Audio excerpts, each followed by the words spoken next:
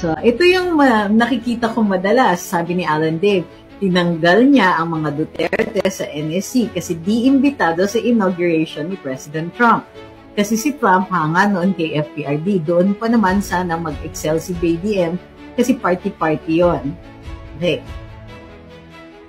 Well, I can say that yes, one of my sources at the Department of Foreign Affairs has confirmed to us that both VP Inday and the former President Duterte are invited to the inauguration of President Trump. The President Bongbong Marcos is not invited, nor is any of his family. Okay. Now, bakit?